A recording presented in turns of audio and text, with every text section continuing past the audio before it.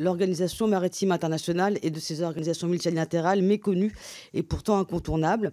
Les décisions de cette organisation redéfinissent les grands principes du droit de la mer. Il y a enjeu à réguler car l'OMI veille désormais sur un secteur qui s'est transformé en véritable poule aux œufs d'or. Les bénéfices des 10 principaux armateurs mondiaux sont ainsi passés de 17 milliards de dollars en 2020 à plus de 160 milliards en 2021. CMA CGM, armateur français et numéro 3 mondial, a atteint un chiffre d'affaires de 75 milliards de dollars en 2022 contre 30 milliards en 2019 et 15 milliards en 2015. En parallèle, les émissions de ces armateurs ont progressé.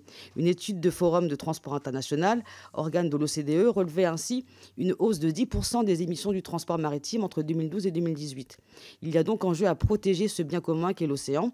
Il y a enjeu pour ce faire à se prémunir de l'omniprésence de représentants d'intérêts.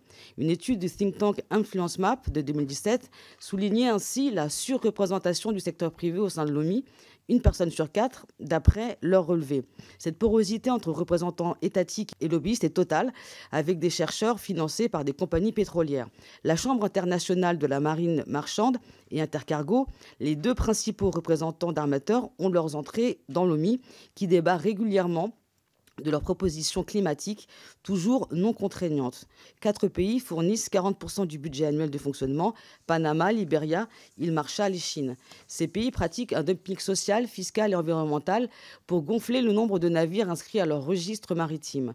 De nombreuses épaves sillonnent ainsi les mers grâce à des juridictions peu regardantes. Par ce financement, l'OMI donne un poids important à des pays qui ont des intérêts financiers à négliger la question environnementale en haute mer. Ainsi, au vu de ces éléments, la France insoumise s'abstiendra sur cette proposition de résolution.